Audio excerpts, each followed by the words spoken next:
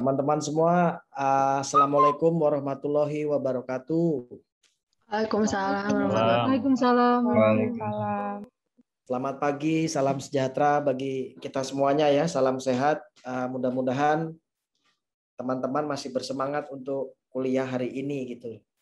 Dengan kondisi yang kita sudah mungkin hampir jenuh gitu kan di rumah terus, tapi jangan khawatir. Saya hari ini mohon maaf tadi terlambat. Saya sudah masuk teman-teman kuis, kemudian saya keluar dan bergeser ke kampus. Ternyata ruangan saya itu kotor, berdebu. Saya pindah ke sekretariat dan mencari-cari wifi. Akhirnya dapat. Lama tidak ke kampus tuh wifi itu sampai lupa. Oke teman-teman ya. Kita lanjutkan kuliah hari ini tentang perubahan agraria dan fokus kita kepada transisi agraria. Apakah sudah terlihat teman-teman? Udah Mas. Udah Mas. Oke. Full screen-nya udah kelihatan? Belum Mas. Belum Pak. Terlihat? Sekarang udah Mas. Oke, baik. Sebentar, minum dulu.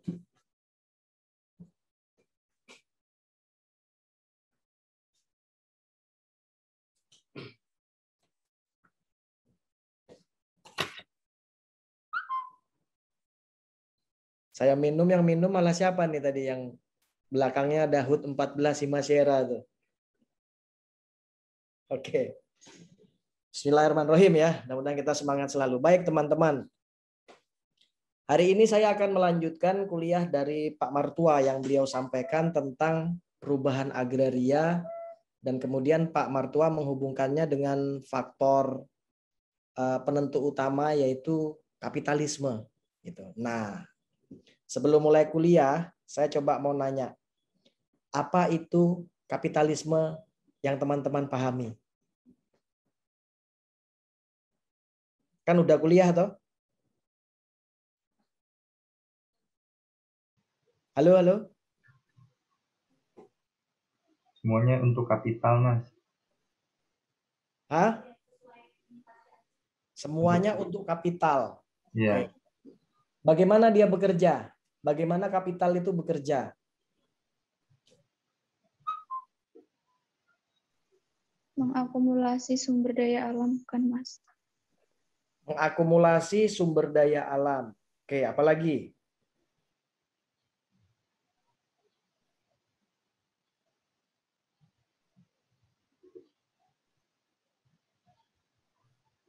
Sumber daya itu tidak hanya sumber daya alam.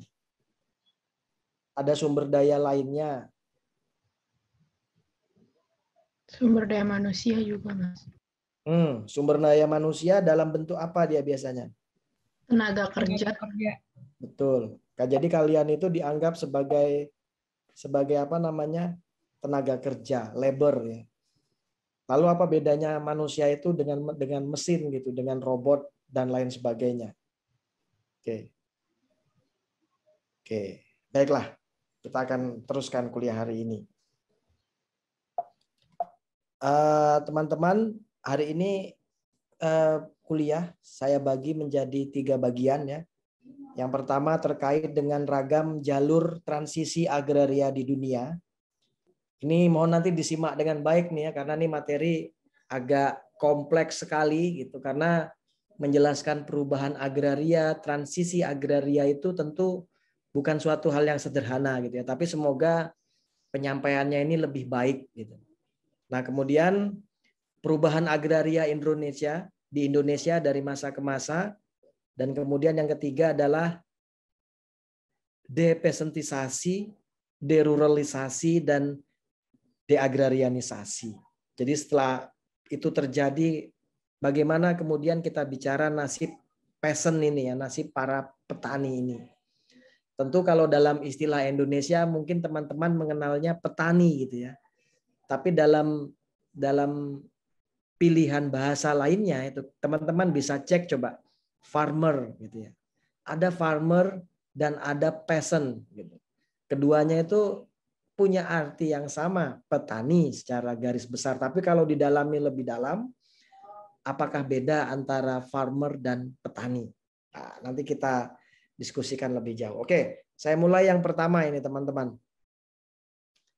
Nah, mengapa transisi agraria ini terjadi dan kemana arahnya kan gitu? Jika ada istilah transisi itu berarti ada proses yang berubah. Apanya yang berubah? Gitu. Coba lihat bagaimana hubungan-hubungan produksi yang terjadi di dalamnya. Lalu bagaimana struktur agraria yang terjadi di dalamnya. Bagaimana formasi-formasi kelas yang ada di dalamnya. Nah, perubahan perubahan agraria ini sebenarnya kalau beberapa ilmuwan sebelumnya itu ya, bahkan saya baca, nanti teman-teman saya sarankan membaca bukunya Profesor Henry Bernstein tentang Class Dynamic of Agrarian Change atau dinamika kelas dalam perubahan agraria ini. Ini bukunya yang berbahasa Indonesia, ada juga yang bahasa Inggris, sampulnya warna kuning gitu. Jadi proses-proses itu sudah ditandai gitu, dimulai sejak berlangsungnya revolusi industri di dunia ini. Saya mau tanya dulu, apa yang teman-teman pahami tentang revolusi industri? Sudah kuliah dengan Pak Martua toh?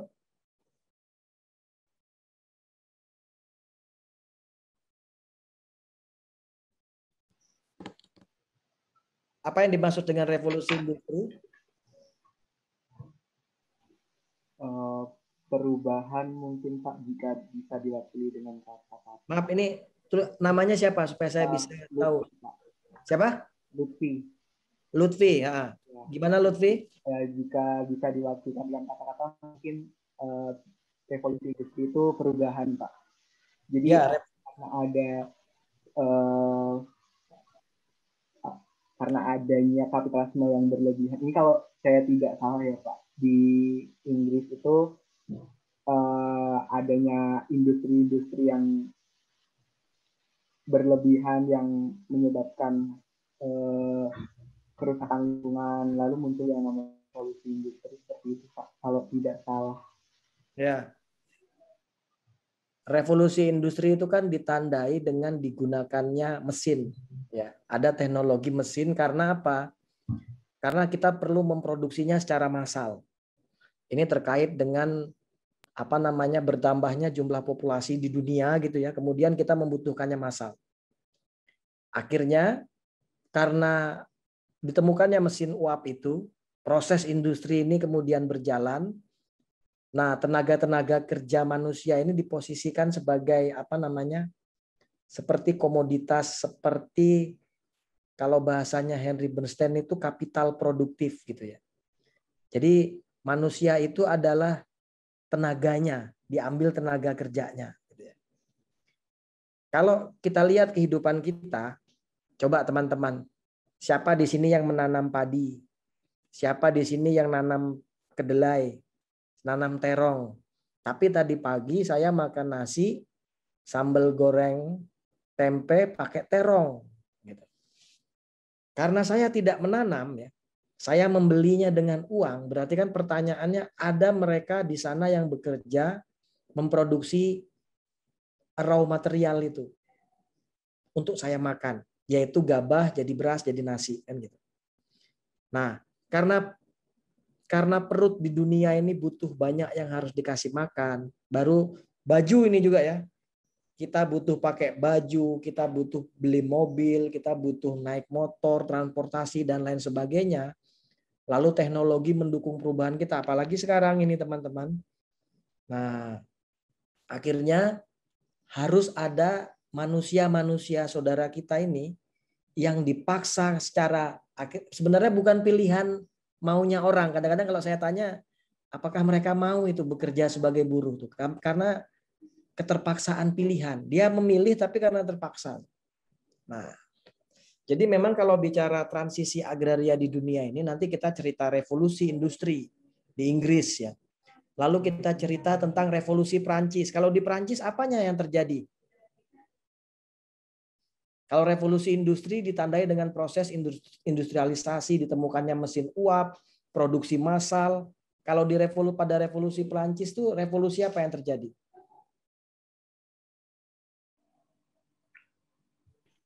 Ini dua fenomena penting ya, revolusi industri dan revolusi Perancis.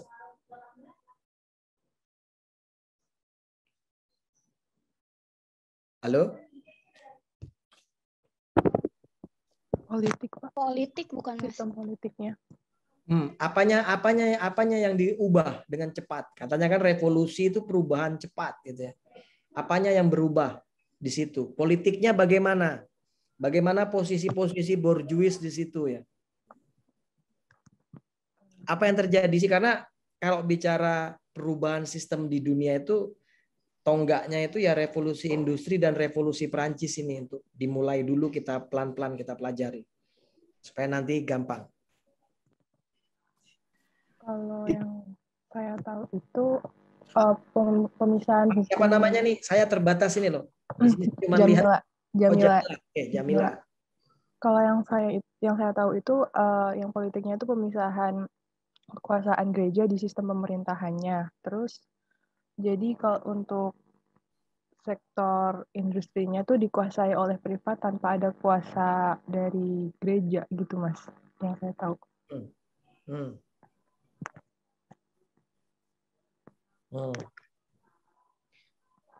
Oke. Gereja itu simbolisasi dari apa waktu itu? Kalau gitu.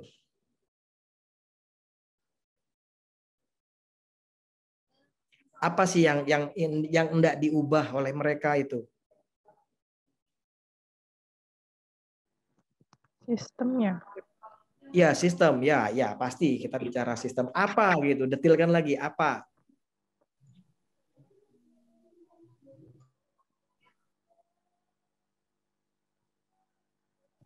Penguasanya bukan, Mas? Iya, siapa gitu? Pusat pemerintahan bukan, Mas? Ya, siapa yang memerintah? Raja. Monarki, Mas. Monarki, betul.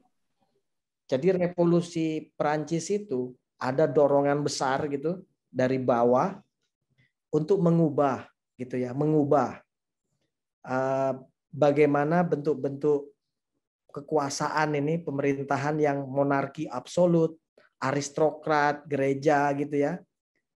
Itu hendak dihapuskan oleh mereka gitu, diganti. Nah, Perancis pada waktu revolusi itu terjadi itu luar biasa pergolakan politiknya. Pasti yang sudah berkuasa lama akan bertahan kan gitu. Yang menginginkan perubahan pasti menginginkan agar perubahan ini terjadi dengan cepat. Kira-kira itu ya. Nanti silakan ini teman-teman. Kalau ada waktu luang, kita mau belajar tatanan sistem dunia itu, coba ya tinggal googling aja toh. Revolusi industri. Deskripsi atau cerita revolusi industri itu keluar semua. Nanti teman-teman bisa paham itu ya. Kenapa kok bisa terjadi seperti ini sampai sekarang. Lalu revolusi Perancis apa yang terjadi? Kapan itu terjadi gitu ya. Dicek itu. 5W1H-nya dimainkan. Kapan, siapa, bagaimana ini terjadi, di mana. Oke. Saya sengaja diskusikan itu dulu pelan-pelan supaya teman-teman nanti connecting dengan apa yang sedang kita bicarakan ini. Karena kadang-kadang kita sedang bicara jauh-jauh kemana, tapi teman-teman masih revolusi industri ngapain ya itu ya. Kalau saya sebelum belajar biasanya dulu besok mau belajar tentang transisi agraria di dunia, apa yang bertransisi gitu. Apa yang berubah karena apa. Oke. Nah, jadi transisi ini nanti cek kembali kuliahnya Pak Martua ya.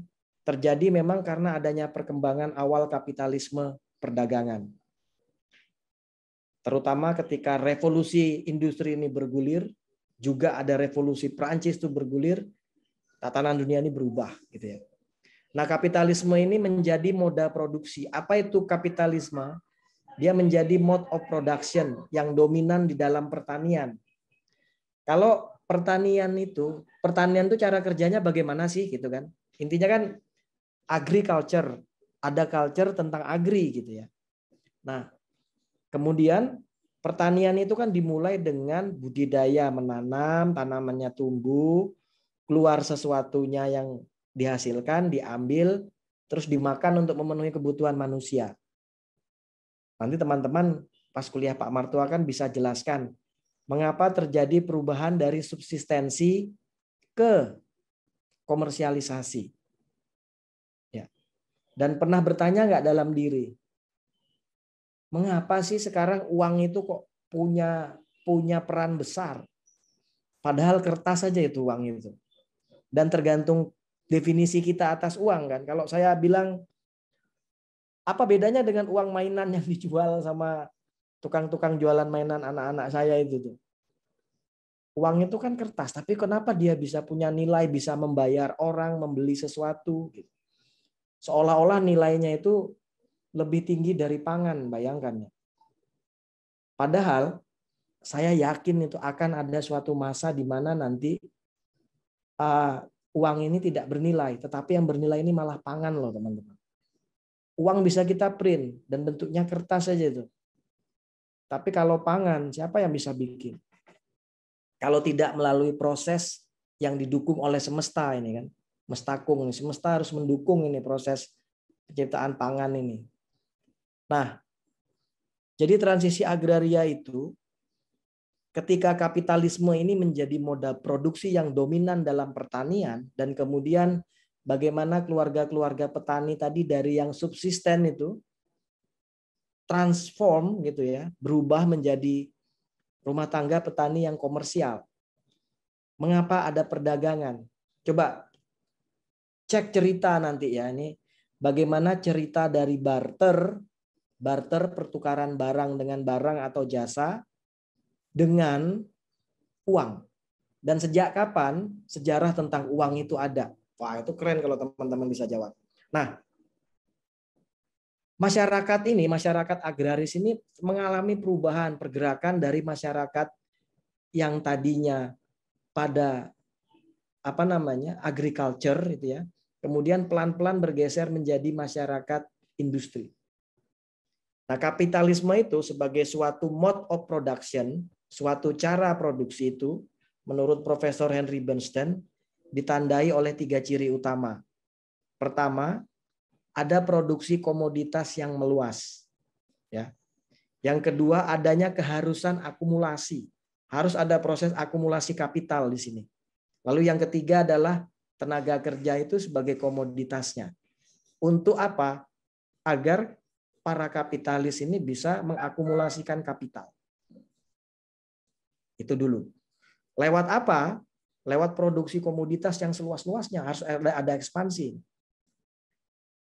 Nanti kita cerita tentang kolonialisme Belanda ya. Coba bayangkan, Belanda jauh-jauh dari Eropa, dulu pesawat belum canggih-canggih.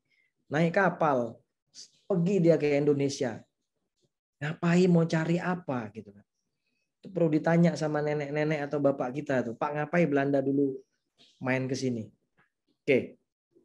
Saya lanjutkan. Nah, transisi agraria di dunia itu kalau kita lihat, kita mengalami fase di mana ada feodalisme. Lalu ada kolonialisme sampai sekarang kapitalisme. Meskipun cara kerja kolonialisme itu juga mirip dengan kapitalisme ini. Nah, pertanyaannya, apakah kita sudah bebas nih sekarang ini dari proyek kolonial yang membuat wilayah, cara kerja kolonial itu kan membuat agar wilayah koloninya Indonesia, Hindia, Belanda dulu itu biasa membiayai diri dan menghasilkan keuntungan bagi si kolonial yang punya kapital itu. Coba saya tanya, apakah benar buruh itu dibayar oleh perusahaan? Kalau saya bilang bahwa buruh itu sebenarnya dia membayar dirinya sendiri dengan kerjanya. Bahkan dia harus menghasilkan keuntungan bagi kapitalnya, bagi kapitalisnya. Berarti kerjanya buruh double dong. Selain gaji dirinya sendiri, bahkan gajinya konstan. Nanti kalau untuk middle manager, top manajernya diberi bonus-bonus tuh. Tapi namanya buruh, pokoknya ente kerja aja. Jangan-jangan buruh ini kerja menggaji diri sendiri. Dan juga menggaji perusahaannya. Dia membesarkan perusahaannya. Ya. Kalau yang bos-bos di atas itu kan dia duduk bikin kebijakan, duduk marketing, dagang. Buruh nih kerja terus digaji oleh perusahaan. Nanti coba dicek pernyataan ini. Teman-teman, kuliah ini kan tempat kita diskusi ya. Teman-teman boleh tidak setuju. Teman-teman boleh boleh mengkritik gitu ya. Dan seterusnya. Nah, Bernstein menjelaskan, saya tidak mengulang lagi kuliah tentang apa itu kapitalisme, ya, apa itu akumulasi primitif, karena saya cek ke Pak Martua sudah menjelaskan itu. Nah, ada 3 jalur transisi agraria di dunia ini. Ini Bernstein yang memetakan, yaitu jalur Inggris. Nanti ini erat kaitannya dengan revolusi industri. Bagaimana Marx, ya, tokoh ini ya, Marx ya, kalau belajar sosum dulu kan, sosiologi itu ada Karl Marx. Wah. Bagaimana dia mengkritik berat apa yang terjadi pada proses revolusi industri itu dan menjelaskan bagaimana moda produksi itu bekerja dengan proses akumulasi kapitalnya tadi. Nanti ketemu istilah akumulasi primitif. Nah, istilah-istilah yang begitu harus teman-teman pegang tuh. Itu terjadi abad 18. Kemudian ada jalur Prusia dan Amerika. Kalau baca Lenin, nah ini di abad 19. Lalu ada jalur Asia Timur, nanti ini kita cerita tentang Korea Selatan dan Jepang. Ya. Bagaimana mereka mengalami transisi agraria itu. Lalu nanti kita cerita tentang Indonesia. Kita juga terjadi loh. Jadi kalau bicara Indonesia tuh setuju saya, jangan melupakan sejarah masa lalunya. Karena kita pernah melekat dengan kolonialismenya itu. Belanda itu. Nah, meskipun nanti banyak jalur ya, ketiga jalur ini seolah-olah berbeda jalan, tapi ujungnya semua itu adalah mengkondisikan proses transisi kita menuju kapitalisme agraria. Nah, proses itu tentu berkelindan, berkaitan erat dengan kerumitan, keragaman sejarah dari masing-masing negara. Nanti kalau teman-teman belajar kajian reforma agraria, setelah ini mengapa bentuknya itu berbeda-beda gitu. Negara kan beda-beda kan, ada yang Pancasila, ada yang komunisme, ada yang kapitalisme, kemudian ada negara di utara, negara di selatan dengan sejarahnya masing-masing, ada negara yang tidak pernah dijajah. Swiss misalnya, itu negara yang tidak pernah dijajah. Makanya di sana pengembangan ilmu pengetahuan relatif mapan. Kita Indonesia itu sebenarnya kan kalau pakai logiknya proses penjajahan ini kita tuh dianggap ada secara de jure itu 1945. Sebelumnya kan Hindia Belanda. Nah, nanti kita cek satu-satu teman-teman. Nah, apa yang terjadi pada 3 jalur itu? Saya coba petakan, kita lihat dari petaninya, lalu kita lihat dari landlordnya, tuan tanahnya, lalu kita akan melihat bagaimana proses-proses transisinya itu terjadi. Nah, kalau pada jalur Inggris itu prosesnya itu mengalami perubahan gitu ya. Dari budak itu menjadi penyakap, menjadi tenants dia. Dan terjadi diferensiasi kelas pada petani itu secara bertahap. Itu di Inggris. Nah, kalau di jalur Prusia dan Amerika gitu ya. Ini abad 16, abad 19, perbudakan itu dihapuskan karena monarki sudah dihajar oleh mereka. Jadi, kalau yang di Inggris tadi, makanya kenapa di awal saya tanya apa yang saudara pahami tentang revolusi industri, apa yang terjadi, revolusi Prancis itu apa, ini jalur-jalurnya ini akan menjelaskan itu. Nah, kalau di Amerika berbeda, dia tidak ada feodalisme. Feodalisme itu apa sih? Ism tentang feodal, di mana raja itu punya peran sentral. Feodal, ya. Raja itu pernah punya peran sentral. Di Amerika tidak ada feodalisme, petani kecil independen itu di utara Amerika. Namun di Amerika Selatan ada perkebunan yang mempekerjakan budak gitu ya. Jadi feodalisme tidak ada, tetapi ada sistem perkebunan yang bekerja di mana budak-budak itu dipekerjakan sebagai pekerja di situ. Lalu kemudian di jalur Asia. Jalur Asia kita bagi 2 ini. Ada Jepang dan ada Korea Selatan. Korea Selatan kita bagi 2 lagi itu. Pada masa kolonial Jepang, pertengahan abad 20 gitu ya, dan pada Korea Selatan itu setelah dia melakukan reforma agraria. 1950, 1960-an. Apa yang berubah gitu ya? Kalau di Jepang itu berpusat pada penyakap dan jumlah penyakap ini terus meningkat. Nah, kemudian kalau di Korea Selatan pada waktu masa kolonial Jepang itu sama, dia berpusat di penyakap karena penguasanya adalah Jepang waktu itu. Namun setelah ada reformasi, dari penyakap itu berubah, petani itu sebagai pemilik. The owners, dia memiliki tanah itu. Ya, bayangkan ya, banyak kan, bahkan di kita masih ada tuh. Bagaimana tanah-tanah yang digarap petani itu bukan miliknya. Dia hanya menggarap saja, itu miliknya tuan tanah, landlord. Perhatikan ya, bagaimana Inggris, Rusia, Amerika dengan Asia. Itu punya jalur yang beda terkait transisi agraris yang melibatkan petani. Lalu bagaimana tuan tanah? Di Inggris, tuan tanah itu dari yang tadinya dia bangsawan feodal, pasti dia keturunan darah biru nih. Kalau kita tangannya kita kasih pisau gitu tuh dia keluarnya bukan darah merah, darah biru. Nah, bangsawan feodal ini menjadi pemilik dan kepemilikannya adalah private property right, kepemilikan pribadi. Nah, kalau di Prusia itu tanah-tanah itu dimiliki oleh para jangker. Jangker ini sebutan lain seperti tuan takur kalau di India itu. Jangker ini adalah penguasa tanah. Nah, kalau di Amerika tidak ada yang memiliki tanah luas, tetapi dia mainnya sistem perkebunan. Sebab petaninya tadi di Amerika, ya khususnya di Amerika Selatan itu, perkebunan itu mempekerjakan budak-budak itu. Nah, kalau di Prusia ada jangker, di Amerika tidak ada pemilik tanah luas. Bagaimana dengan di Jepang? Di Jepang tanah itu, tuan tanah itu menguasai lahan-lahan yang ada di desa mereka yang dia penduduk asli desa itu gitu ya. Dan yang memiliki minat untuk mengembangkan pertanian. Lalu kalau di Korea Selatan pada masa Jepang berkuasa, pada masa kolonial Jepang ya. Kolonial Jepanglah yang menguasai itu dan masyarakat asli, tapi masyarakat aslinya ini adalah para bangsawan-bangsawan di sana. Dan ketika terjadi reforma agraria berubah teman-teman di Korsel itu. Petani sebagai owner, petani itu sebagai pemiliknya. Jadi ternyata apa ya? Proses-proses politik yang terjadi itu mempengaruhi teman-teman bagaimana formasi kelas ya. Bagaimana hubungan antara man and land. Kita belajar agraria ini kan sebenarnya belajar tentang man on man relation on the land.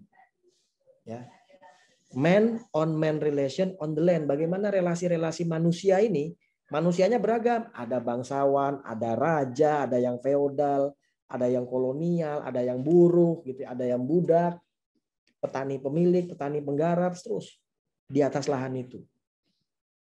Jadi itu berubah teman-teman ya. Nah kemudian bagaimana bentuk produksinya? Kalau di Inggris dia ada 3 tuh kelas. Ada 3 serangkai bahasanya Bernstein. Pemilik tanah sekaligus dia sebagai kapitalisnya. Karena dia punya tanah, teman-teman. Dia punya tanah. Yang nggak punya tanah gimana? Akan kerja di yang punya tanah. Lalu ada petani kapitalis. Ya. Petani kapitalis ini, petani yang memiliki lahan, tapi dia juga bisa jadi sebagai penyakap dan buruh tani. Itu salah ketik tuh butuh tani. Coba bayangkan kalau orang tidak punya lahan, apa yang dia punya? Tenaganya. Dia jual tenaganya. Pada apa? Pada lahan-lahan yang dipunyai orang-orang kaya. Pada lahan-lahannya para junkers itu tadi. Kalau di Prusia. Nah, bagaimana dengan Prusia? Kalau di Prusia itu dari sistem produksi manorial itu tanah-tanah bangsawan, Grand Herrschaft itu menjadi perkebunan komersial. Jadi tanah-tanah para bangsawan manorial itu berubah menjadi perkebunan komersial. Komersial. Yang kerja siapa? Buruh. Coba bayangkan ya, seandainya saya membayangkan saya menjadi buruh. Saya cuma punya tenaga yang saya jual. Kalau nggak didorong dengan atau intervensi ada semacam rekayasa politik misalnya dengan agrarian reform itu selamanya mereka tetap buruh. Nah,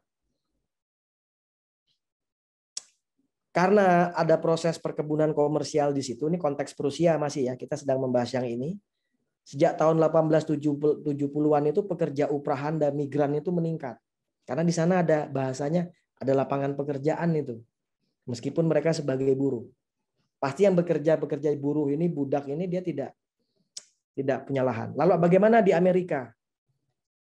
Di Amerika terjadi konversi dari petani kecil menjadi produsen komoditas skala kecil. Petani komersial keluarga itu muncul itu, yang didukung oleh negara. Dan akhirnya apa? Karena pertanian komersil muncul, kekurangan buruh tenaga kerja, akhirnya biaya buruh waktu itu meningkat, biaya upahnya tinggi. Kurang buruh karena lahannya banyak. Coba ya, saya tanya, mengapa proses perbudakan terjadi? Bayu itu dia kuat menggarap lahan 1 hektar. Kalau Bayu punya lahan 2 hektar, Bayu punya lahan 3 hektar, 10 hektar, Bayu nggak bisa garap lahannya. Akhirnya apa? Manggil Mastri, manggil Zakwan, Wan, main ke rumah. Zakwan jadi buruh, tapi itu saya bayar menggarap tanah saya. Nanti hasilnya saya ambil, saya hitung-hitung, upahnya saya kasih ke Zakwan. Coba cek upahnya Zakwan berapa. Itu menarik ya. Apakah teman-teman setuju nanti kalau kita belajar soal pembatasan penguasaan lahan besar gitu ya? Jangan-jangan perbudakan itu muncul karena itu. Gitu. Nah, bagaimana dengan di Jepang? Kalau di Jepang bentuk produksinya keluarga petani penyakap ini pada tahun 1945 setelah land reform itu menjadi pemilik. Tapi di Jepang ini mainnya itu home industri kerajinan tangan lokal. Nah, kalau di Korea Selatan pada era kolonial Jepang, ada penggunaan tenaga kerja yang ekstrim nih Jepang ini. Pada waktu itu. Jadi orang-orang Korsel, waktu kolonial Jepang berkuasa itu disuruh kerja ekstrim. Dan petani-petani yang menggarap lahan, yang menyewa lahan itu biayanya tinggi. Ada biaya sewa dan pajak yang tinggi. Negara kolonial dapat uang dari pajak itu. Lalu di Korsel, pada waktu RA 1950 sampai 60 itu, intensitas tenaga kerja ekstrim pada pertanian keluarga. Karena kolonial sudah tidak ada RA, mereka punya lahan, akhirnya anak saya misalnya petani punya anak 2, anak saya kerjakan semua di lahan saya.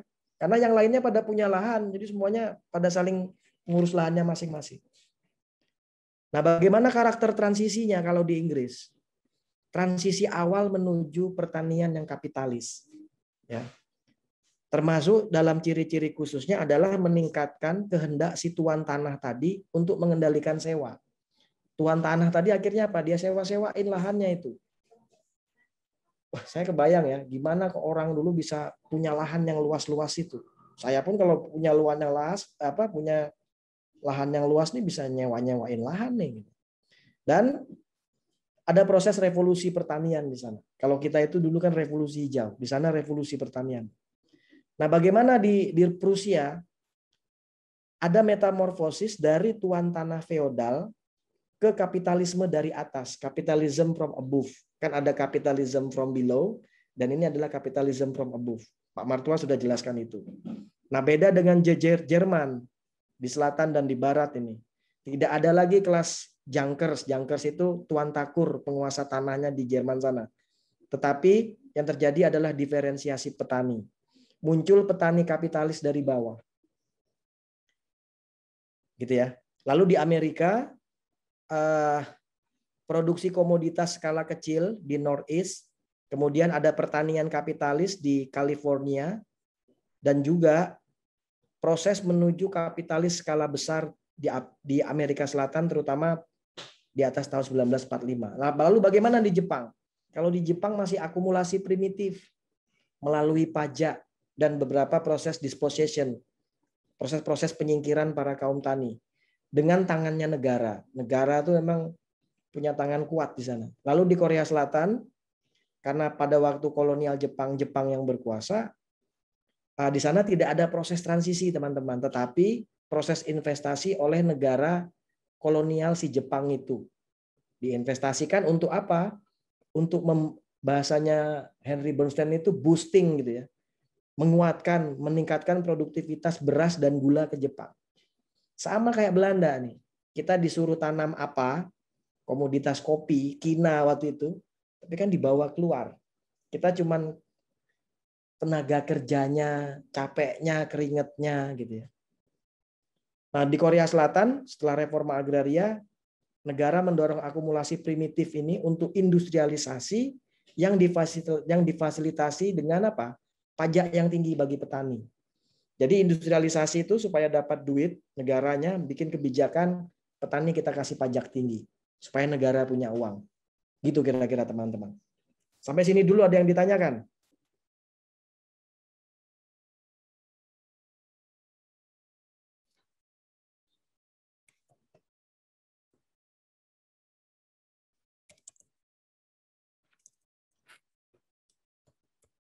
Sampai sini ada yang ditanyakan teman-teman? Ingat ya, ada 3 jalur transisi agraria. Memang nih karena kompleksitas ekonomi politiknya tinggi, pasti teman-teman agak puyeng, itu harus 1, 2, 3 kali baca. Jalur Inggris, jalur Prusia dan Amerika, dan jalur Asia. Di mana Jepang waktu itu kuat sekali. Dia menguasai itu. Makanya Jepang lihat negaranya sekarang ya.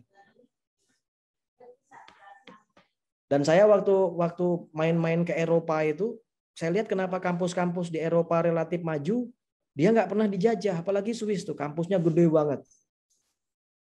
Dia nggak pernah dijajah. Saya lihat kampus itu, ETH Zurich itu 1887. Ditandatangani prasastinya oleh rektornya dibikin.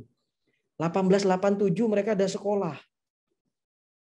Profesor yang ngajarnya Einstein pula, kan ada sejarah Einstein di ETH Zurich.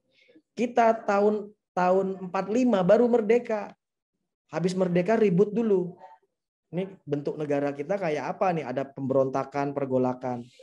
Indonesia baru berapa tahun nih umurnya teman-teman? Kita merdeka 45, sekarang 2021. 2021 kurang 1945. Tinggal nilai matematikanya aja nih. Kalau C pasti lama jawabnya. Ya jadi waktu mau dibandingin dengan negara lain tuh saya agak protes tuh, karena kita punya sejarah yang beda gitu. Kita dijajah Belanda, woi, gitu. Beda nih. Kata teman saya tuh, kita ini Mas Bey memilih penjajah aja salah katanya.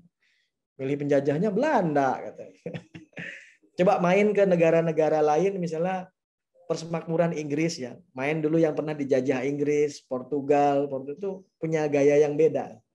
Main ke Kamerun, Afrika, pernah dijajah oleh Perancis. Kita dijajahnya oleh Belanda, teman-teman. Jangan lupa tuh. Berapa tahun kita dijajah? Coba berapa tahun? Berapa tahun kita dijajah Belanda? 3 abad, Pak. Kalau dari sejarah 3,5 abad. 3 abad. Ada yang bilang 3,5 abad, ada yang bilang 350 tahun tuh perlu kita diskusikan juga tuh. Bener nggak tuh? Jangan-jangan lebih gitu ya. Lalu apa iya Belanda tuh mau datang? Apa iya Belanda tuh datang, saya mau menjajah Indonesia. Jangan-jangan dia mau dagang. Dia datang mau dagang, dia lihat kita kaya tapi kita masih kacau-kacau gitu. Sikat sekalian. Bukan lautan, tapi kolam susu, bayangkan. Tongkat dan kayu dilempar jadi singkong, jadi tanaman. Gemah ripah loh jenawi ijo royo-royo. Subur makmur tentrem kerto raharjo, bayangkan. Buka data kemiskinan, buka data impor. Aduh, bingung juga. Kenapa?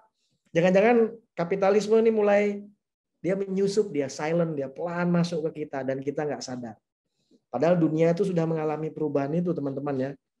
Pelajaran dari jalur Inggris, jalur Prusia dan Amerika, lalu jalur Asia. Ternyata Jepang juga menancapkan kaki yang kuat tuh di Korso. Oke, kalau begitu teman-teman saya lanjutkan lagi. Sudah terlihat lagi kah ini? Sudah, Mas. Oke, nanti dipahami ya. Nah, bagaimana dengan perubahan agraria di Indonesia dari masa ke masa? Sebutlah dari masa belum Belanda datang, gitu ya. Kolonialisme belum ada, sampai Belanda itu datang, bla bla bla bla blanya ada Jepang, sampai sekarang 2021. Apa yang terjadi? Teman-teman bisa cerita pasti. Ada yang mau memulai cerita singkat?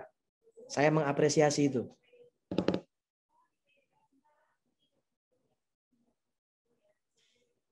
Halo?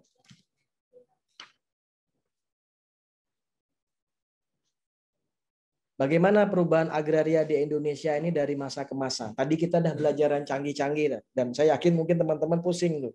Tuh, apa pula nih Prusia? Prusia tuh apa? Negara di mana gitu ya? Googling, pakai handphonenya untuk belajar kajian agraria ini. Perubahan agraria di Indonesia, baik kalau begitu, itu kalau kita gambarkan ya, ada era prakolonial, kolonial, sampai pasca kolonial, kan gitu teman-teman, post kolonial. Nah, teman-teman pernah bayangkan nggak apa bentuk Indonesia dulu sebelum 45? Hindia Belanda kan gitu, dijajah oleh Belanda. Apa bentuk kita sebelum Hindia Belanda? Teman-teman dulu belajar sejarah tuh, ada Samudra Pasai lah, ada Majapahit, Sriwijaya, ada feodalisme ya. Dulu raja tuh berkuasa loh teman-teman. Namanya raja itu dia berkuasa atas wilayah. Bahkan apa yang dikatakan raja itu adalah kebenaran. Dan raja itu Tuhannya di dunia ini itu. Ini menurut konstruksi sosial pada waktu itu ya. Saya juga nggak sepakat. Raja masuk Tuhan gitu. Bahkan raja bilang besok tangkap Zakwan. Tangkap tuh, misalnya saya raja. Tolong bawa Zakwan ke sini. Wah, tangkap Zakwan tuh, nggak bisa melawan ya. Gantung.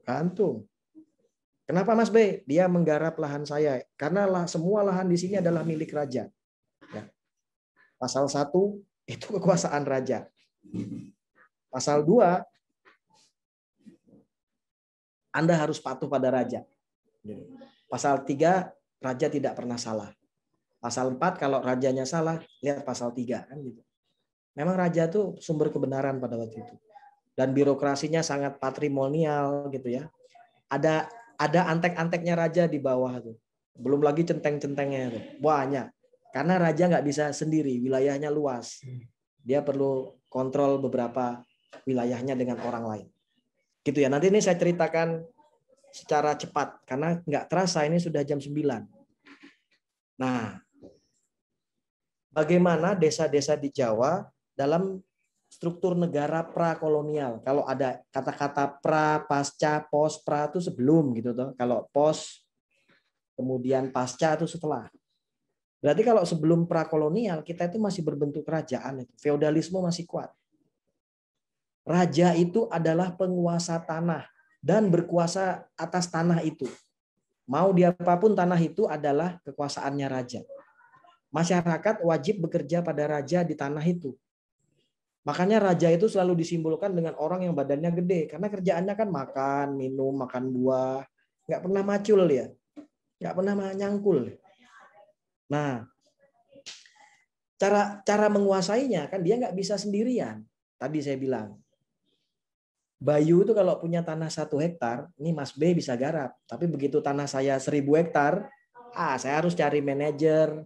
Saya harus cari asisten kebun gitu kan. Saya harus bentuk strukturnya. Nah, dia bentuk itu. Ada yang disebut sebagai tanah-tanah yang didistribusikan, dibagi, diredistribusikan. Ada istilahnya pancasan kepada para lungguh. Lungguh ya. Pancasan lungguh itu diberikan kepada golongan bangsawan atau patuh. Ini kelas bangsawan di bawah raja. Raja, patuh, bekel, petani. Petani itu paling bawah teman-teman nih. Nah, patuh itu siapa? Bangsawan priai. Dia pejabat istana. Dia camatnya di situ, wedana dan lain sebagainya. Sumber ekonominya dari apa? Dari apanage bumi palungguhan tadi. Tanah pancasan lungguh yang diberikan oleh raja kepada bangsawan. Bangsawan, tanah itu kau manage dengan baik. Mainkanlah. Tapi upeti bayar ke aku. Siap raja. Nah, si patuh ini punya bekel. Bekel ini pejabat di level desa lah. Meskipun istilah desa ini mungkin kurang tepat dulu ya. Jadi di bawah patuh itu ada bekel. Nah, dia yang mengelola bumi palungguhan ini untuk patuhnya. Jadi sudah ada rantai ini. Jadi raja dan patuh ini dia duduk-duduk dia nih, mantau dia. Karena dia punya bekel. Bekel lah nanti yang mengelola. Nah, bekel juga nggak kurang pinter. Ada petani di bawahnya. Petani itu ada sikep, ada kuli kendo, ada kuli telosor. kulit losor nih yang paling rumit hidupnya nih. Ya. Jadi kalau dilihat sebenarnya tanpa petani apakah bekel patuh raja itu bisa untung? Nggak bisa. Siapa yang ditekan di sini? Petani. Ya. Petani pun ada apa namanya? Ada berapa kelasnya itu? Ada sikep, kuli kendo, telosor tadi ya. Sikep itu penguasa tanah di tingkat desa. Tapi nggak gratis, Bung. Dia bayar. Nanti duitnya dikumpulin ke bekel, duit pajaknya. Bekel store ke patuh, patuh ke raja. Jadi teman-teman, ternyata para prajurit-prajurit petani ini di bawah tuh bekerja untuk rajanya. Kira-kira begitu. Nah kemudian, itu tadi kan di Jawa. Bagaimana di luar Jawa? Kalau baca bukunya Gertz itu kan ada apa namanya Indonesia dalam dan Indonesia luar, teman-teman. Indonesia dalam itu Jawa, Indonesia luar itu bukan Jawa. Sumatera, Kalimantan itu bukan Jawa. Nah, sama waktu prakolonial di luar Jawa. Ini contoh di Sumatera Timur. Nih, nanti teman-teman baca bukunya Pelzer juga ya. Ada raja, tapi ada kerajaan kecil subordinat, lalu ada saudagar. Dan di bawahnya itu ada petani. Petani ini yang nanti kontak langsung dengan saudagar. Cara kerjanya sama. Raja, itu ada kerajaan Aceh ya, kekuasaan politik yang dominan di pesisir timur, menguasai kerajaan-kerajaan kecil. Kerajaan kecil ini punya saudagar-saudagar tuh. Berdagang dia atas nama apa? Modal dari raja. Dia kasih pinjaman-pinjaman kepada petani untuk tanam lada. Nanti setelah panen lada, petani bayar apa namanya? Bayar kepada saudagar-saudagar tadi sebagai ganti. Tapi pasti pembayaran itu apa ya? Kamu pinjam modal ke saya 2.000, balikin ke saya 4.000 deh. Karena kan saya harus untung. Nah, ini terjadi teman-teman pada petani Karo dan petani Melayu. Nah, kerajaan-kerajaan di pulau besar Indonesia itu umumnya kan berada di pesisir. Jadi kenapa kerajaan itu selalu ada di pesisir? Menarik tuh. Kenapa sih nggak bikin kerajaan tuh di atas gunung? Lihat ya, bagaimana peradaban itu masuk dari pesisir ke atas dia ke gunung. Makanya di pesisir dulu tuh yang maju, baru yang di ujung-ujung gunung di hutan-hutan itu. Karena sejarahnya ada di perdagangan. Pedagang dari Gujarat, pedagang dari India, Selat Malaka itu kan masuk tuh dari pesisir. Nah, disinilah terjadi proses perdagangan, ekspor impor di pesisir ini. Lada dan tembakau itu jadi komoditas ekspor utama di abad 19 di Sumatera Timur. Kenapa lada dan tembakau? Ini komoditas pasar pada waktu itu. Nah, coba sekarang, kenapa sawit dan akasia? Itu menarik juga. Kenapa kopi? Tuh, itu yang perlu kita pahami, teman-teman. Nah, dampaknya apa? Di Jawa, itu sistem eksploitasi kerajaan patrimonial itu diganti dengan negara-negara kolonial karena Belanda dah datang tuh. Ya, Belanda datang. Sorry, ini slide-nya terlalu maju nih. Jadi setelah prakolonial, feodalisme, masuklah kolonialisme gitu ya. Belanda masuk, sistem-sistem eksploitasi kerajaan tadi oleh Belanda tidak dihancurkan, teman-teman. Tapi digunakan oleh Belanda. Karena kalau Belanda menghancurkan itu, energinya banyak habis di situ.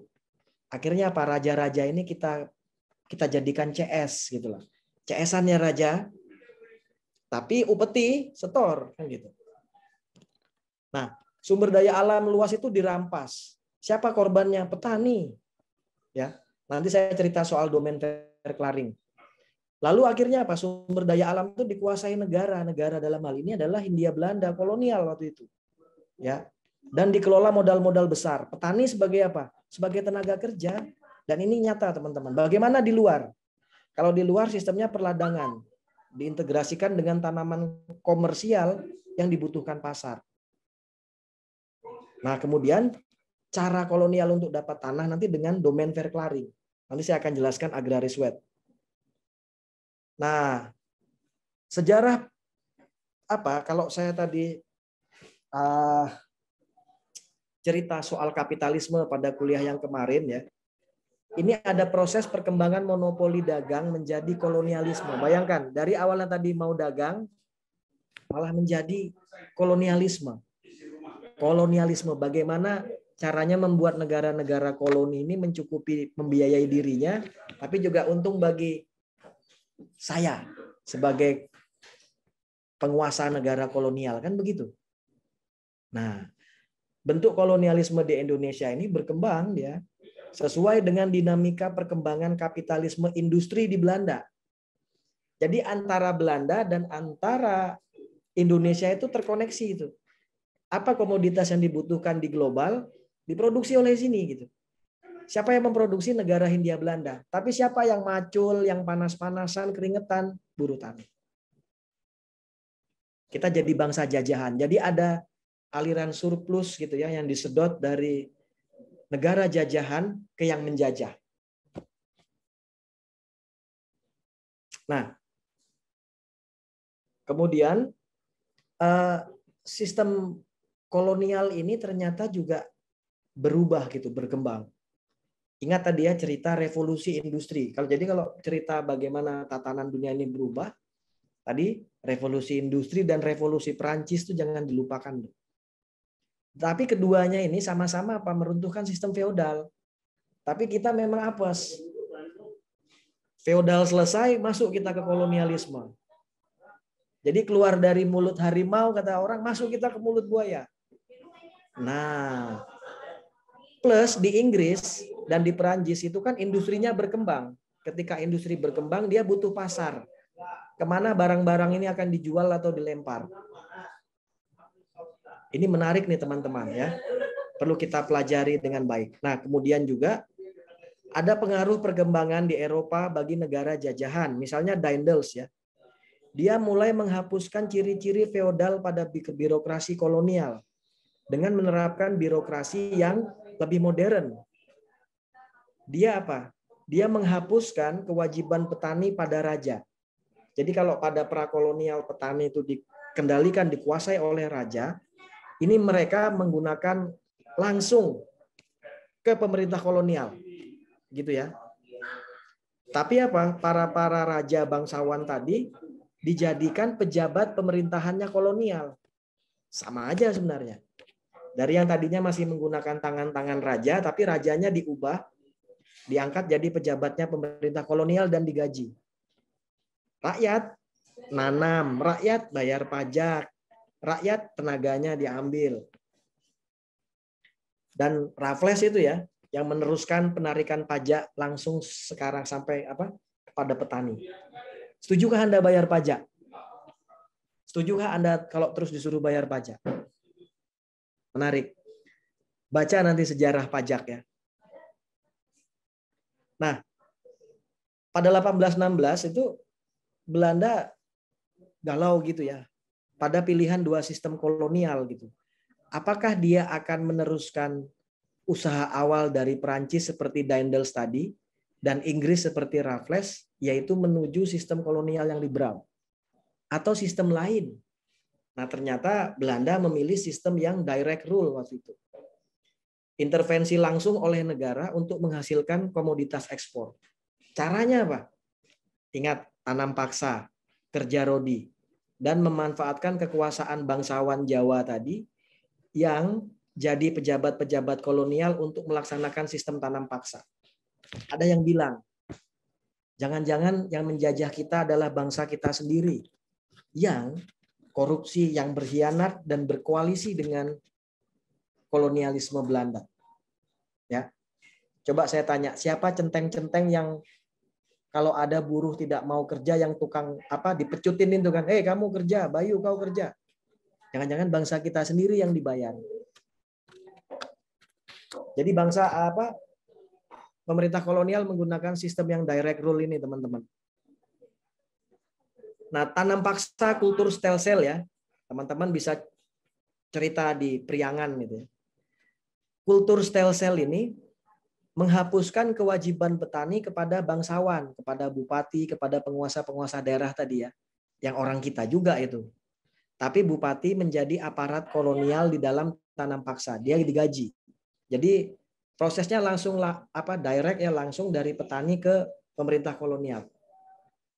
Nah, golongan sikep sebagai petani pemilik ini dihapuskan tanahnya.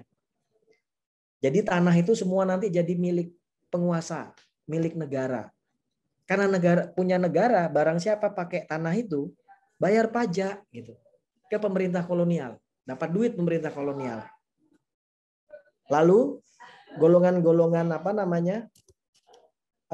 dalam rangka memperkuat tanam paksa tadi, pemerintah desa menguat dan semakin otoriter, dan golongan sikep tadi gitu ya, dia menjadi elit desa penguasa tanah.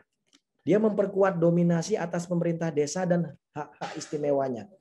Jadi dia tetap menguasai tanah dengan bayar pajak. Supaya dia bisa bayar pajak, caranya gimana? Produktivitas lahannya ini harus ditingkatkan. Maka buruh pekerjanya harus kuat-kuatlah bekerja untuk menghasilkan produksi. Jadi kalau saya lihat ya, petani ini di level bawah ini nasibnya luar biasa sekali. Makanya waktu kuliah-kuliah dulu saya nanya kan sering, mengapa yang menanam yang miskin gitu? Yang tidak menanam malah dapat duit banyak. Padahal yang menanam ini yang menjaga peradaban nih, menghasilkan pangan bagi kita. Nanti kita pikir. Oke. Kemudian 1870 sampai 1900 ini masuk kepada penjajahan liberal ya. Teman-teman bisa baca sendiri di sini. Di Belanda itu terjadi pergolakan politik juga gitu ya. Bahwa ini Pak Awan sebenarnya yang nanti dalam kuliahnya bisa cerita dengan baik ya. Kelas menengah, kelas pengusaha di Belanda itu berkembang karena perekonomian Belanda makin bagus, ya iyalah. Gitu ya. Karena dia yang menikmati margin keuntungannya itu atas proses tanam paksa di Hindia Belanda. Nah, kelas menengah ini kemudian menjadi pengusung ideologi neoliberal. Bagaimana ideologi neoliberal itu? Tolong negara mengurangi perannya sehingga swasta ini bisa berperan di daerah jajahan itu. Ya. Jadi kalau negara nanti mengurangi perannya, masuklah swasta, tetapi tetap negara mendukung si swasta ini gitu ya.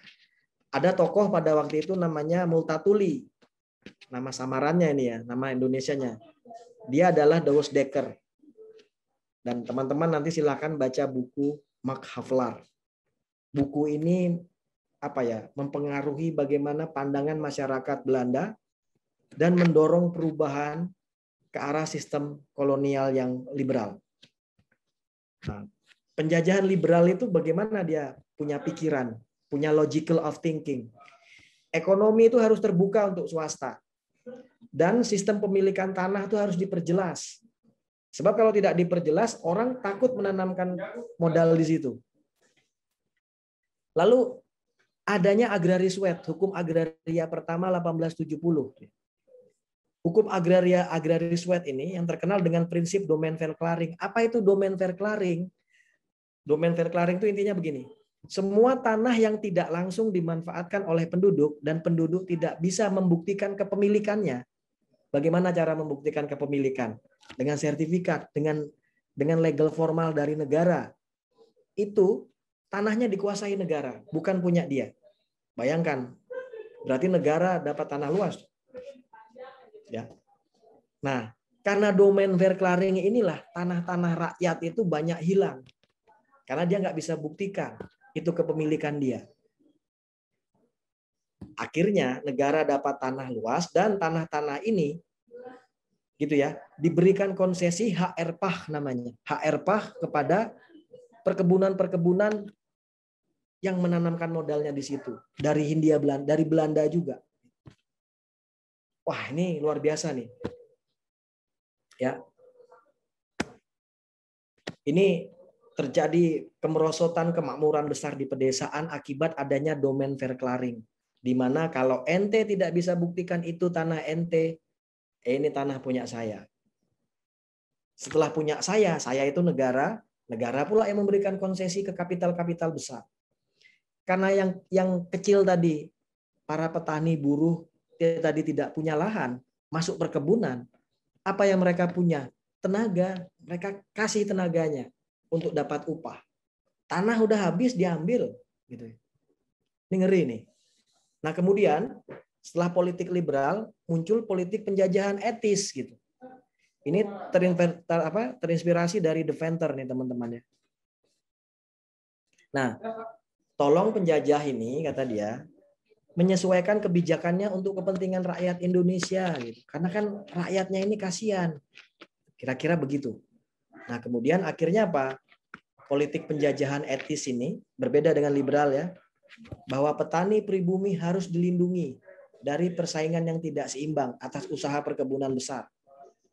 Lalu mendorong perkembangan ekonomi pribumi dan daerah jajahan itu harus menjadi pasar bagi produk negara induk.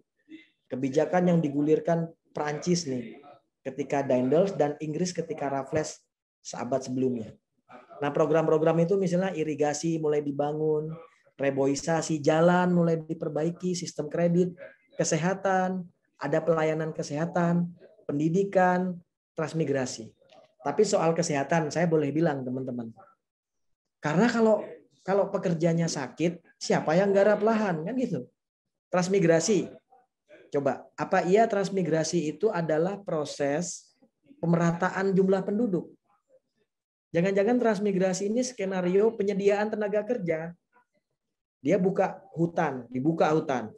Butuh tenaga kerja. Kalau nggak ada tenaga kerja, orang dimigrasikan. Oke ya. Nah, bagaimana kemudian di luar Jawa? Ini contoh di Aceh. Masuk juga ini. Nanti teman-teman cek ada Senok Hergrunje ini ya. Senok Hergrunje ini adalah antropolog. Dia antropolog yang berhasil masuk ke Aceh. Belanda itu kalau teman-teman baca sejarah, paling susah masuk ke Aceh. Ternyata dia kirim antropolognya ini, Senok Hergrunje ini. Ternyata apa? Dia masuk lewat nilai-nilai lokal yang ada di situ. Dia tahu, dia petakan, oh Aceh ini punya nilai yang berbeda. Masuk dia. Nanti silahkan baca ya. Bagaimana cerita Senok Hergrunje di situ. Oke. Kemudian ada pertanyaan sampai sini teman-teman sebelum kita lanjutkan ke bagian berikutnya. Soal bagaimana kolonialisme itu masuk, kemudian dia mengubah Indonesia. Dan makanya kalau siapa yang pernah main ke Belanda? Belanda itu negaranya tuh di bawah permukaan laut. Tapi dia tidak kebanjiran. Makanya kalau kita main ke Amsterdam, ke Rotterdam, lalu ada dam-dam lainnya itu, jangan-jangan biaya membuat dam itu dari kita, Indonesia. Waktu saya main ke Belanda, saya usil tanya sama teman tuh kan. Kalian negara kecil nih kok bisa kaya, kenapa? Mereka bilang karena kami teknologinya maju. Saya bilang bukan. Salah-salah tuh ada bau-bau kopi, ada bau-bau lada, ada bau-bau komoditas unggulan Indonesia yang di Belanda ini. Ya. Negaranya Eropa kontinen loh dia itu, kecil. Ada salju pula, ada suatu titik di mana musim salju, orang nggak bisa bertani. Kita tiap hari itu disinari matahari, bayangkan. Bukan lautan, tapi kolam susu, bayangkan tuh. Bah, ini kan perlu jadi apa ya? Jadi pembelajaran bagi kita juga. Ada masalah apa kita?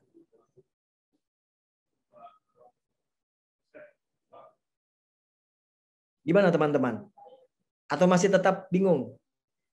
Karena salah milih penjajah. Aduh Mas Bay, kita milih penjajah kok yo Belanda kata. Dia menerapkan sistem kolonialisme. Dan kalau baca sejarah perkebunan teman-teman, perkebunan itu adalah instrumen kolonial tertua yang paling klasik. Bagaimana cara mengekstraksi surplus, ditarik ke atas, jadi. Ada pertanyaan di sini teman-teman?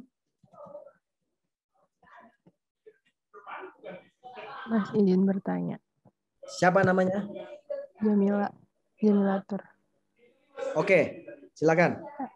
Sebenarnya tuh bingung kenapa salah milih penjajah. Sebenarnya tuh kalau untuk setiap penjajah itu perbedaannya apa ya Mas? Kayak sistemnya Inggris sama sistem Prancis atau lainnya tuh perbedaannya apa gitu. Dan kenapa Indonesia kan sempat ke Inggris kan, kenapa itu bisa balik lagi ke ke Belanda gitu, Mas?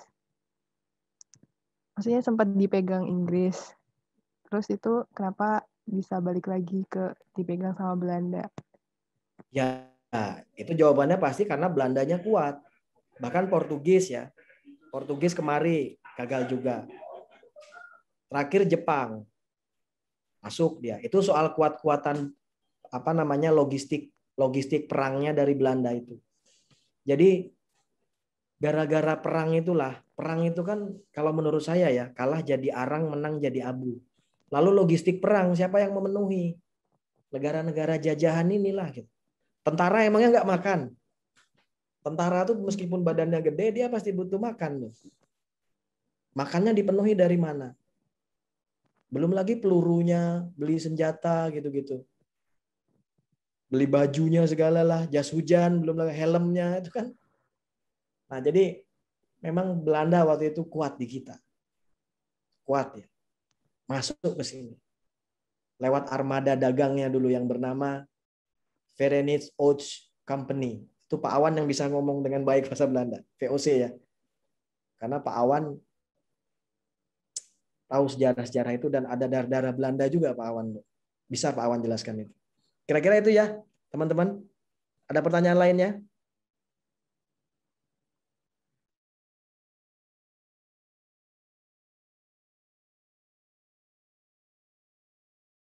Kenapa ada tanam paksa, Mas? Nah, itulah politiknya Belanda. Kenapa ada domain verklaring? Cara Belanda untuk dapat lahan, dia mainkan konstitusi hukumnya. Dia bikin hukum agraria pertama itu. Agrariswet, coba nanti di googling. Agrariswet 1870. Domain verklaring, apa yang terjadi di situ. Setelah domain verklaring yang saya lihat, Belanda itu mengeluarkan namanya HR-PAH. HR-PAH itu kalau saya lihat sekarang itu bentuknya HGU. Hak guna usaha. Sama seperti hak guna usaha, teman-teman. Ya. Lalu saya kadang mikir, apa bedanya kalau gitu kita dengan zaman Belanda ini? Nanti saya akan jelaskan lebih detail, teman-teman. Sekarang kita masuk ke berikutnya. Gambarnya udah kelihatan ini? Udah, Mas. Kelihatan, Mas. Oke, karena kuliah online ini kadang-kadang saya kehilangan kesaktian gitu. Karena tidak bisa lihat teman-teman secara langsung. Dan melihat gambar saya sendiri di sini malah. Oke, akhirnya proses transisi agraria itu mengarahkan kita pada depesentisasi, deruralisasi, dan deagrarianisation. Apa itu depesentisation, deruralisation, dan deagrarianisation? Kalau ada ketemu kata-kata awalannya D ini, dekonstruksi, delegitimasi. Ya. Nah, kalau depesentisasi, nah nanti saya jelaskan. Apa juga hubungannya dengan deruralisasi dan sampai deagrarianisasi ini? Nah, jadi sejarah panjang transisi agraria tadi, kalau kita itu kan seperti puzzle, kalau kita kait-kaitkan itu narasi panjang yang menjelaskan proses menuju kapitalisme ini.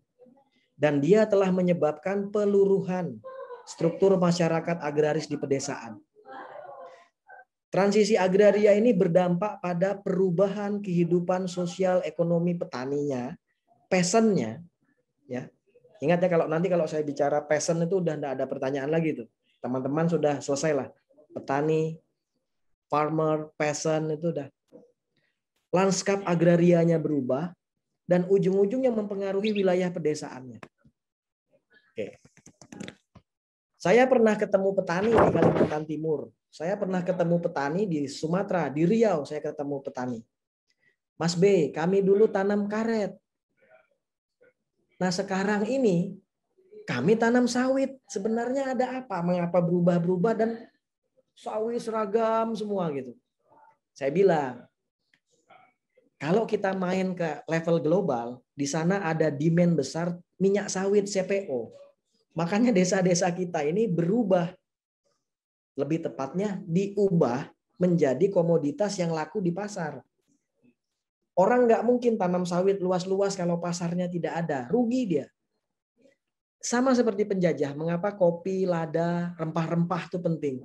Eropa butuh itu. Dan Eropa tidak bisa memenuhi itu. Yang bisa memenuhi itu negara-negara tropis seperti kita.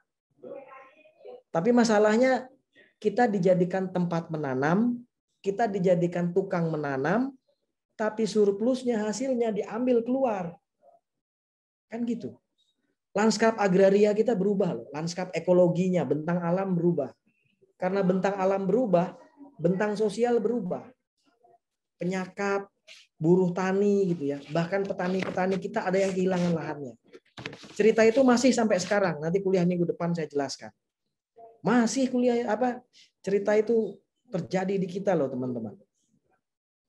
Petani atau rumah tangga petani kehilangan kapasitas sebagai produsen. Bagaimana mau jadi produsen? Lawang tanahnya hilang, tanahnya ndak punya. Akhirnya yang dia punya? Tenaga. Kalau orang cuma punya tenaga, dia pasti jadi buruh. Dia jadi pekerja yang menjual tenaganya itu. Ya. Berubahnya bentang alam agraris karena bentang alam berubah, lanskap ekologi berubah, lanskap sosial pun berubah. Livelihood system, sistem penghidupannya dia berubah. Ya. Desa-desa itu berubah semua. Akhirnya apa? Menurunnya populasi masyarakat agraris di pedesaan. Atau jangan-jangan budaya agraris tadi nanti mengalami peluruhan. Yang ada adalah budaya kerja sebagai buruh. Mari kita kerja. Kerja apa Pak? Jadi buruh nih Pak. Aduh, repot kita. Kalau kita jadi buruh, yang besar kapital. Yang untung kapital.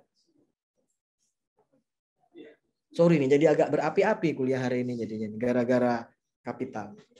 Nah, transisi agraria itu ya ada 6 variabel kuncinya. Pertama, dia akan bergerak dengan intensifikasi pertanian dan ekspansi teritorial, ekspansi wilayah. Jadi selain ekstensifikasi, dia akan melakukan intensifikasi. Pertanian akan diintervensi, akan di-engineering, direkayasa agar produktivitasnya meningkat. Makanya kalau dengar cerita nanti revolusi hijau, ya bagaimana pertanian itu mau digenjot, hasilnya apa? 84 kita ekspor beras, kita bukan impor. Tapi setelah 84 apa yang terjadi? Kita impor beras. Masih subur nggak lahan kita? Lalu ada peningkatan integrasi produksi pada sistem pasar. Masyarakat menjadi tidak berdaulat menentukan komoditasnya. Driven by market, disetir oleh pasar. Mas B, udahlah kau, nggak usah tanam-tanam lagi rotan. Kita tanam sekarang sawit. Karena ini yang dibutuhkan. Akhirnya semua orang tanam sawit. Setelah semua orang tanam sawit, begitu mau jual sawit, pasar ketawa-ketawa. Sawit sekarang harganya Rp150 per kilo katanya. Wih, kemarin 5.000, kemarin 1.500 gitu. Kan aku pasarnya, dan mereka karena sudah telanjur mengganti komoditasnya dengan komoditas pasar, tidak ada alternatif komoditas lain. Akhirnya apa? Disetir pasar. Ya. Kemudian apa? Ada proses industrialisasi dan urbanisasi. Proses migrasi penduduk ini mengalami perubahan. Dinamika populasi juga berubah. Lalu ada apa? Ada intensifikasi regulasi, teman-teman. Ya.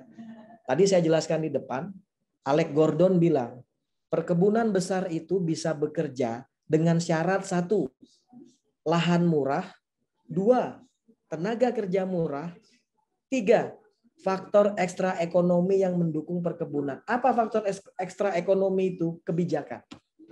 Contohnya apa? Domain fair clearing. Lalu ada HR-PAH. Ya. Coba cek sekarang Omnibus Law. Apa jangan-jangan ini sebentuk intensifikasi regulasi untuk mendukung proses ini? Apa tujuan dari Omnibus Law? Menciptakan lapangan kerja. Karena dia memang mau menciptakan kerja. Dengan apa? Dengan investasi. Tapi ada catatan banyak dari kami waktu itu. Gitu ya. Kerjanya ini bagaimana Pak? Apa kita produsen? Gitu ya. Atau kami nanti bekerja di atas HGU. Kami, dulunya HGU itu punya kami Pak. Karena kami tidak bisa buktikan dengan sertifikat. Akhirnya apa? kami menjadi buruh di tanah kami sendiri. Apa iya seperti ini? Apakah konsep cipta kerja yang kita maksud itu menciptakan lowongan-lowongan kerjaan sebagai buruh gitu ya? Atau seperti apa? Lalu perubahan lingkungan ya. Akhirnya lingkungan tadi direkayasa. Diintervensi, direkayasa agar bisa apa? Menghasilkan produktivitas yang tinggi bagi kapital. Ya, sudah prosesnya akumulasi kapital, tenaga kerja digenjot, tenaga kerja sebagai komoditas, alam bisa diubah, dan lain sebagainya. Makanya ini akan terkait dengan globalisasi, aktor, speciality ruang ya, dan livelihood. Livelihood itu tentang sistem penghidupan suatu entitas sosial tertentu. Nah, apa itu depesantisasi? Depesantisasi itu hilangnya petani. Petani nanti itu hilang. Jadi apa Mas B? Jadi buruh. Depesantisasi is representing, mewakili ya bentuk khusus dari deagrarianisasi, di mana peasantry loss, petani kehilangan kapasitas ekonomi dan koherensi sosial mereka dan menyusut dalam ukuran demografis yang dilihat dari menurunnya populasi, yang dilihat dari nanti bertambahnya jumlah populasi non petani. Jadi petani nanti akan hilang.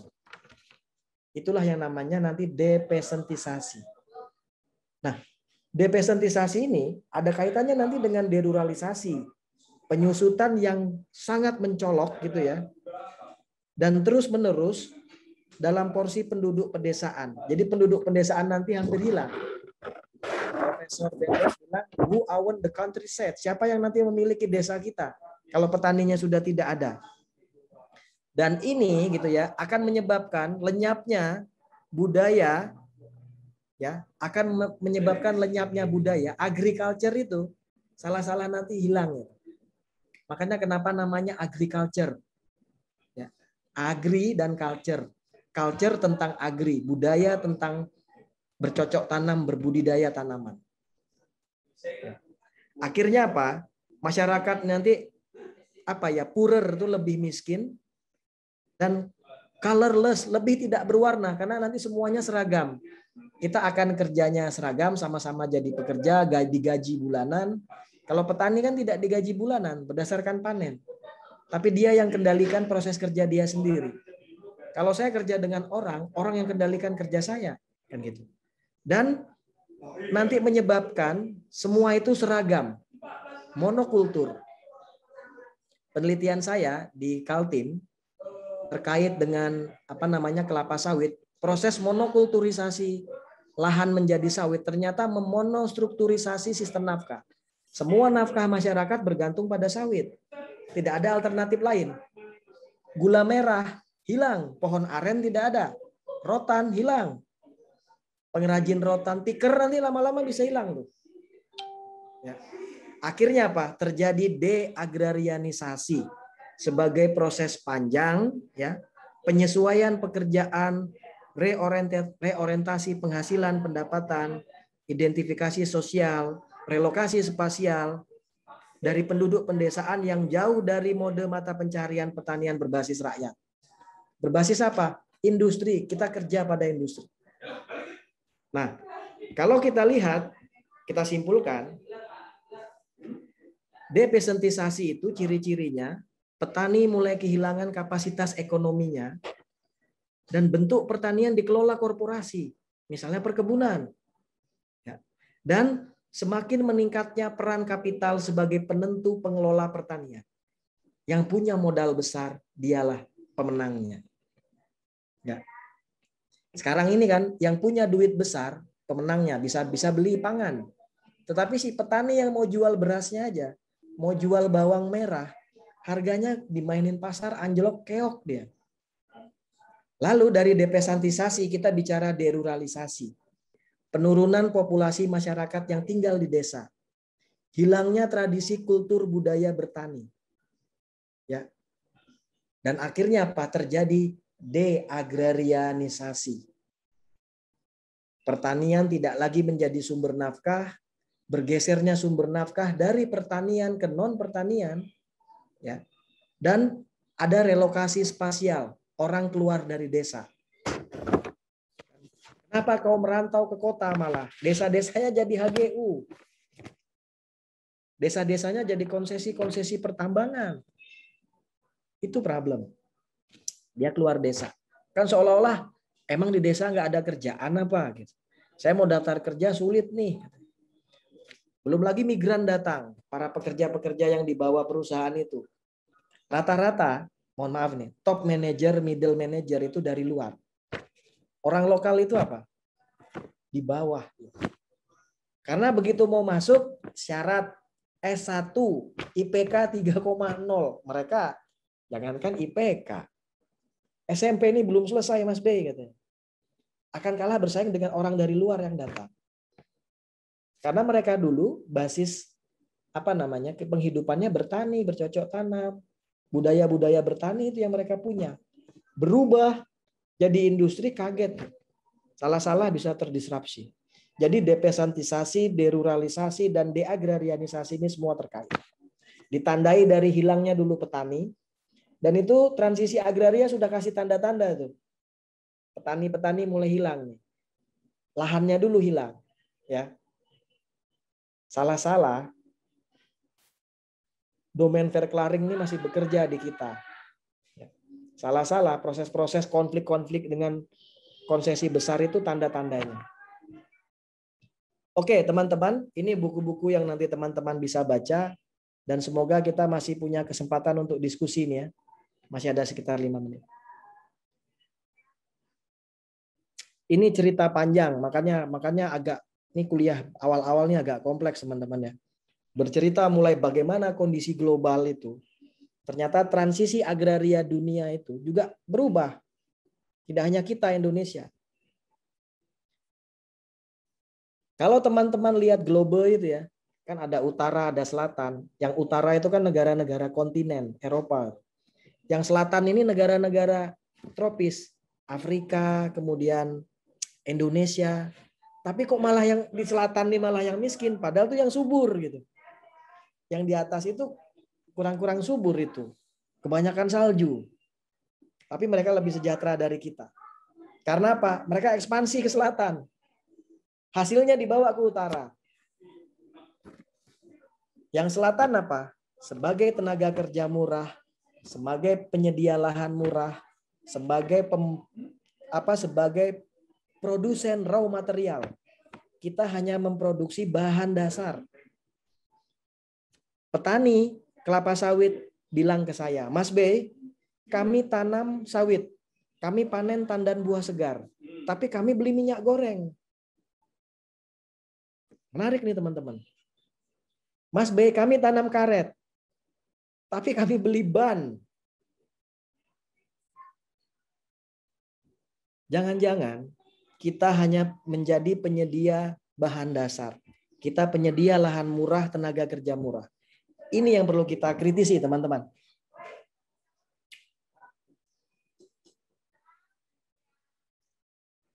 Saya mau nanya, apa iya kita sudah merdeka? Apa yang dimaksud teman-teman sebagai merdeka?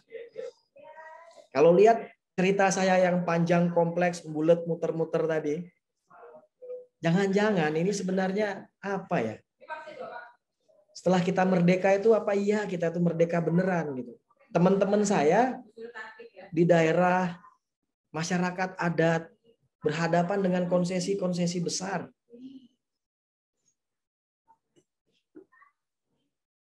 Petani beberapa kehilangan lahannya. Ini perlu kita renungkan teman-teman. Ada pertanyaan. Kalau tidak ada pertanyaan, ada pernyataan minimal setelah kuliah. Karena ini mahasiswa. Siswa yang maha. Wah. Beda dengan siswa. Ini sudah mahasiswa. Mas, izin bertanya, Mas. Bentar. Ini saya nggak lihat orang nih. Bentar. Siapa namanya? Saya mau catat. Angger. Angger, silakan Ger. Ya, ini kan diskusi ya. Saya Iyalah, diskusi. ada misi pertanyaan yang terlintas di pikiran saya. Apa jangan-jangan sebenarnya perubahan agraria ini atau perubahan di dunia ini itu sebenarnya emang harus terjadi dikarenakan jumlah populasi di dunia ini sudah sangat meningkat tajam, dan kalau misalkan kita menginginkan tradisi-tradisi yang seperti dahulu itu, kebutuhan manusia itu malah tidak tercukupi gitu. Apa jangan-jangan emang harus terjadi seperti ini sehingga manusia masih bisa hidup, atau emang sistemnya aja yang salah? Saya penasaran di sana sih. Kalau sistemnya yang salah, apa yang salah? Sistem apa yang salah? Mas B, perubahan pasti terjadi. Pasti. Ya, perubahan masih terjadi. Pasti. Dan saya penasaran sih, apakah emang harus ada sistem yang terjadi seperti ini gitu untuk memenuhi kebutuhan manusia, atau emang ya yang tadi saya bilang, atau emang sistem yang salah? Tapi apa benar sistem yang salah, atau emang harus terjadi seperti ini gitu? Atau ini adalah sistem yang tepat di waktu yang salah gitu. Jadi versa Besari. Kita ini seperti rasa yang tepat di waktu yang salah, Mas B gitu. Enggak juga. Jadi gini nih ya. Perubahan itu pasti. Coba saya tanya Angger. Menjadi tua itu pasti. Tapi dewasa, berhasil, ganteng, sejahtera itu pilihan. Tua itu pasti. Ya. Jomblo itu nasib. Artinya apa? Penduduk bertambah, iya pasti. Semakin banyak mulut yang harus dikasih makan. Semakin banyak perut yang harus diisi. Tapi kan caranya, tadi itu, caranya bagaimana gitu. Kalau bicara perubahan, kita semua pasti tua. Tua mati kita. Ya.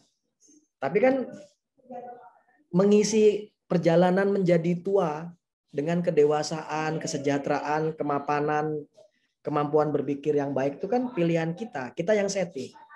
Kalau saya bicara perubahan, Angger, perubahan itu pasti mau kemana? Ya toh? Kita mau kemana? Naik apa? Ya, naik apa dan siapa? Ini penting. Ya. Kalau masalahnya kemananya ini sedang disetting oleh kapitalisme perdagangan.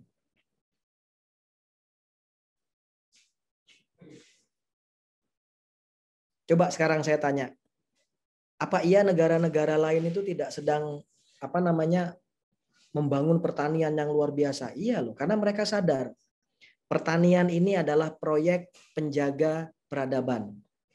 Ya, petani itu kan penjaga tatanan negara Indonesia, kata Bung Karno. Penjaga tatanan negara Indonesia loh petani. Tetapi mengapa kita arahnya kok malah mau ke industri?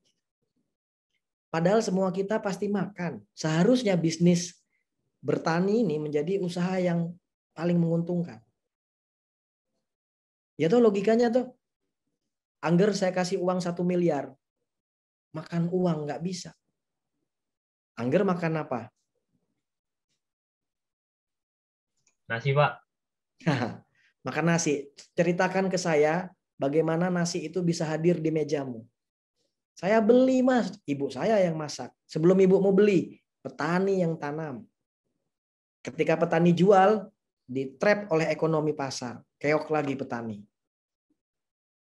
Kalau saya bikin pengumuman, warga, kalau mau makan harus menanam. Gimana? Kasihan Mas B ini dosen, udah ngajar, suruh nanam lagi gitu. Saya pernah baca sejarah ya, ada suatu rezim. Teman-teman bisa cari sendiri supaya penasaran. Dia bikin kebijakan, yang makan harus nanam. Jadi kalau tidak menanam tidak boleh makan. Pangan itu tidak boleh dijual, harus hasil karya dia sendiri. Dan Angger, apakah setuju dengan pembatasan lahan misalnya? Kebijakan pembatasan lahan setuju nggak, Angger? Jadi seorang manusia itu ada ambang batas dia menguasai lahan. Sebab kalau melewati ambang batas itu, dia pasti akan melakukan proses perburuhan, akan mempekerjakan orang. Karena dia nggak kuat lagi garap lahannya. Angger punya istri 1, anak 2 udah dewasa ya. Ingat, istri 1, anak 2. Jangan dibalik, Nger. Punya lahan 1 hektar. Istrinya disuruh kerja di lahan itu, anaknya disuruh kerja, cukup 1 hektar. Begitu Angger memperluas lahannya 2 hektar, 3 hektar, 10 hektar, istrinya capek pasti bilang, "Mas, lahan kita luas sekali, Mas. Anak kita udah pingsan 2 kali itu garap lahan kita. Oke, Dek. Kita akan ambil tenaga kerja buruh." Angger udah jadi kapitalis tuh. Sudah memainkan kapitalnya. Tapi memang apakah kehidupan harus seperti itu kan gitu? Harus seperti itu. Saya belum tahu, teman-teman. Ini jawaban yang saya juga dari dulu belajar. Bagaimana cara kita melakukan tata kelola agraria kita di Indonesia ini? Apakah Anda setuju dengan distribusi lahan, redistribusi lahan, nanti bicara reforma agraria? Apakah keadilan itu bisa terwujud? Atau tadi Angger tuh udah hampir frustasi dia. Ya memang perubahan begini Mas B, kita udah begitulah, perutnya ada banyak yang kasih makan. Akhirnya jadi begitu.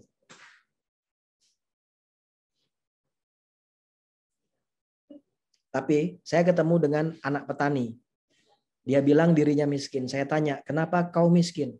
Bapak saya buruh tani Mas B. Kenapa alasan bapak kau buruh tani miskin? Bapak nggak punya lahan Mas B. Karena bapak nggak punya lahan, ekonomi kami sulit. Kami makan kadang bukan sehari 3 kali, 3 hari sekali pernah puasa kata dia. Makannya 3 hari sekali. Karena bapak saya nggak punya lahan. Akhirnya saya nggak sekolah. Karena saya nggak sekolah, ya hidup saya begini gitu. Bayangkan tuh gimana cara memutus rantai kemiskinan pada konteks kemiskinan yang seperti itu. Bersyukurlah teman-teman kita masih bisa sekolah di IPB. Mengenyam bangku kuliah, dapat mata kuliah kajak pula yang begini-beginian nih. Supaya bisa berpikirnya tuh rada kritis dan menggelegar gitu ya. Mahasiswa tuh harus kritis dan menggelegar. Tuh. Gimana Angger? Makin bingung? Ya Mas, lagi coba dicerna dulu nih Mas. Ya. Ya, tolong dicerna ya. Nanti kamu akan ketemu sampai pada pikiran. Lalu apa ini alternatif jawaban atas sistem ini?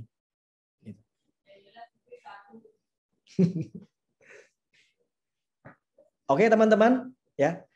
Saya yakin diamnya teman-teman ini karena berpikir nih. Atau bingung gitu kan. Aduh Mas Beni, banyak kali nih masalah kita nih. Pasti dia mau nanya, solusinya apa Mas B gitu kan. Jalan keluarnya apa? Sabar. Kita petakan dulu dengan baik masalahnya. Ini kompleks sekali. Sejak sejarah kolonialisme sampai kita 45 merdeka sampai sekarang gitu ya. Apa yang Indonesia tidak punya? Batu bara, minyak, bumi, gas, oncom, karedok. Wah, kita punya semua. Soto aja beragam. Kami, soto Surabaya, soto Lamongan, soto Makassar, soto mie Bogor. Mengaku satu soto, soto Indonesia. Luar biasa, kita kaya, beragam kita kaya. Nikel, tembaga. Tapi bicara laptop, impor. Bicara yang itu impor. Kenapa impor? Padahal bahan dasarnya dari kita. Bisa nggak bahan dasar itu dimasak jadi bahan mateng gitu. Jadi kita jualannya mateng supaya ada nilai tambahnya. Oke teman-teman, saya cukupkan sampai di sini ya. Nggak terasa sudah lewat. Saya hanya ingin menjelaskan ke teman-teman bahwa transisi agraria itu terjadi. Jalurnya, Mas Tri nanti ada cinta. Ya. Kemudian jalurnya beragam. Ada kaitannya dengan revolusi industri, revolusi Perancis, dan bagaimana Asia itu ada Jepang, Korsel. Kita bicara Indonesia jangan dilupakan dari kolonialisme ini. Terkait sekali. Ya teman-teman. Lalu nanti minggu depan kita akan bicara kondisi sekarang. Apa yang terjadi. Nanti saya coba akan angkat soal land grabbing, green grabbing. Ternyata kapitalisme ini menyusup juga di bisnis-bisnis hijau. Ada istilahnya nanti green capitalism. Sampai jumpa pada kuliah berikutnya. Mibihun warnanya putih, hatur nuhun, terima kasih. Assalamualaikum warahmatullahi wabarakatuh.